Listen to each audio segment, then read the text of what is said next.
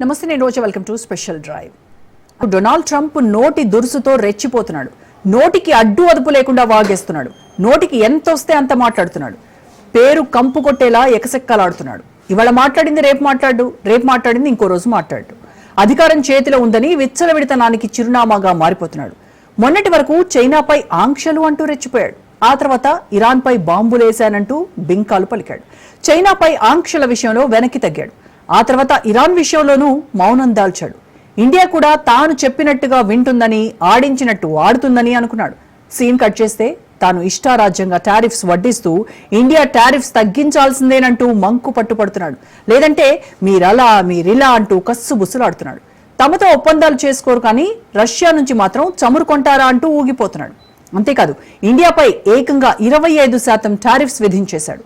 దారికి రాకపోతే ఇండియా కంపెనీలు మూతపడేటట్టు చేస్తానంటూ వార్నింగ్స్ ఇస్తున్నాడు.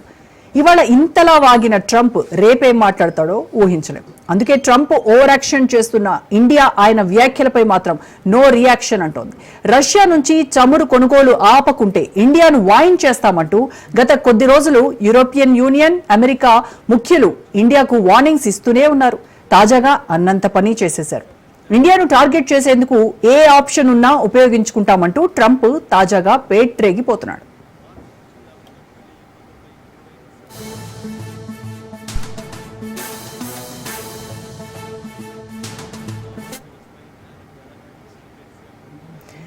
ప్రపంచంలోనే వేగంగా ఎదుగుతున్న ఆర్థిక వ్యవస్థల్లో ఒకటైన భారతదేశాన్ని చనిపోయిన ఆర్థిక వ్యవస్థ అంటూ నోరు పారేసుకున్నాడు. ఇటీవలే ఇండియా జపాన్ను వెనక్కు నెట్టి ప్రపంచ 4వ ఆర్థిక వ్యవస్థగా సత్తా చాటింది. జపాన్ను వెనక్కు నెట్టి ఆర్థిక శక్తిగా ఇండియా రూపాంతరం చెందుతోంది. కానీ ట్రంప్ మాత్రం ఇండియా, రష్యా రెండూ కూడా చచ్చిన ఆర్థిక వ్యవస్థలు అంటూ తన కలలో వచ్చిన స్టోరీకి మసాలా అద్ది మరీ చెప్తున్నాడు. అంతేకాదు, రష్యాతో కలిసుంటే ఇండియా దెబ్బతింటుందంటూ జోస్యం చెప్తున్నాడు.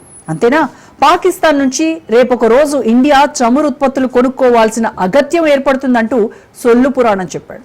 ఇదంతా ఇండియా టారిఫ్స్ తగ్గించలేదన్న అక్కస్తేనని వేరే చెప్పాల్సిన పనిలేదు.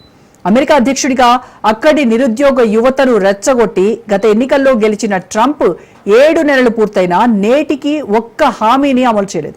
దీంతో ట్రంప్ తీరుతో అక్కడి నిరుద్యోగులు ఆందోళన బాటపట్టారు. దీంతో వారిని సంతృప్తి పరిచేందుకు మాయమాటలు చెప్తూ కాలం గడిపేస్తున్నాడు. దశాబ్దాలుగా ఇండియాతో ఉన్న బంధాలను తెంచుకునే టెంపర్తనాన్ని ప్రదర్శిస్తున్నాడు. ఇండియాతో వ్యాపారం చేయలేదంటూ ట్రంప్ పిచ్చి మాటలు మాట్లాడుతుంటే వాస్తవంగా ప్రపంచంలో అమెరికా ఇండియాతో చేస్తున్న వ్యాపారం చాలా చాలా ఎక్కువనే చెప్పాలి. కానీ ట్రంప్ మాత్రం వ్యాపారం లేదు అంటూ కహానీలు చెప్తున్నాడు. 2024-25లో ఇరు దేశాల మధ్య 131.84 బిలియన్లు అంటే 11.5 లక్షల కోట్ల రూపాయల స్థాయికి చేరుకుంది. కానీ ఇదేదీ కూడా ట్రంప్ కనిపించట్లేదు. లెక్కలు ఒకలా ఉంటే ట్రంప్ నోటి దూల మాత్రం ఇంకోలా ఉంది. ఇండియాతో అమెరికా అసలు వ్యాపారం చేయడం లేదంటూ పిచ్చి ప్రేలాపనలు చేస్తున్నాడు. ఇండియాతో వ్యాపారాన్ని తగ్గించేసుకుంటున్నామంటూ రంకెలు వేస్తున్నాడు. స్వయంగా ట్రంప్ టవర్స్ పేరుతో ఇండియాలో వ్యాపారం చేసిన ఘనుడు ఈ ట్రంప్. మాటల ఘనాపాటి చేసేది ఒకటి, చెప్పేది మరొకటి అన్నది తాజా ఉదాహరణలతో రుజువవుతోంది. గతేడాది కంటే అమెరికాకు భారత ఎగుమతులు 11.6% పెరిగాయి. ఇండియాకు దిగుమతులు 7.4% పెరిగాయి. మొత్తంగా అటు ఇండియా, ఇటు అమెరికా ఇరు దేశాలకు ఎగుమతులతో బెనిఫిట్ కలుగుతుందన్నది నిర్వివాదాంశం. కానీ దీన్ని మాత్రం ట్రంప్ మర్చిపోయాడు.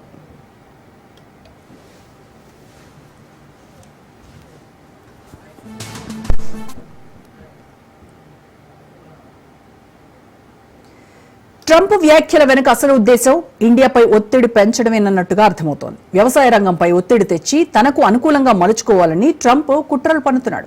అమెరికా పాలకులు తమ వ్యవసాయ ఉత్పత్తులకు భారత్ మార్కెట్ తెరవాలన్న డిమాండ్ చాన్నాళ్లుగా చేస్తున్నారు. కానీ భారతదేశం చిన్న రైతులను కాపాడేందుకు పాడి పరిశ్రమ, పండ్ల తోటల ఉత్పత్తులకు రక్షణ కల్పిస్తోంది. అదే ఇప్పుడు ట్రంప్ అసహనానికి కారణంగా మారుతోంది. భారతదేశం రష్యాతో ఏం చేస్తుందో నాకు పట్టింపు లేదు అంటూనే ట్రంప్ నోటికి అదుపు లేకుండా మాట్లాడేస్తున్నాడు. అసలు ట్రంప్కు పైసలపై ఉన్న విలువలపై ఉండదని వేరే చెప్పాల్సిన పని అయితే లేదు. అంతర్జాతీయ అవగాహన లేమిని, నిర్లక్ష్య ధోరణి ట్రంప్ మరోసారి బయటపెట్టుకున్నాడు. రష్యా, భారత సంబంధాలు ఇవాల్టివి కావు. దశాబ్దాలుగా రెండు దేశాలు వైమానిక, నౌక, అణు, చమురు రంగాల సహకారంతో ముడిపడున్నాయి. తద్వారా ఇండియా రక్షణ రంగాన్ని బలోపేతం చేసుకుంటోంది. అదే సమయంలో రష్యాకు మనీ, ఇండియాకు సెక్యూరిటీ రెండూ సాధ్యమవుతున్నాయి.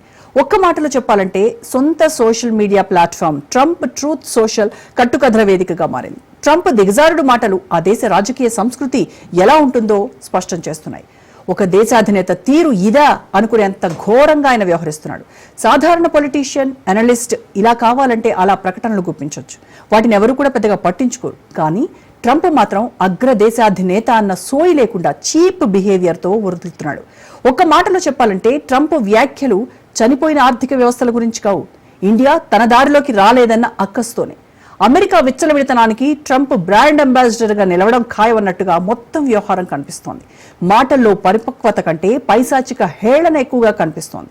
భారతదేశాన్ని తక్కువగా చూసే వ్యక్తిని భారత ప్రజలు మన్నించరు. చరిత్ర ఎప్పుడూ సహనంతోనే అసహనంపై గెలిచిందన్నది ట్రంప్ మర్చిపోయినట్టున్నాడు.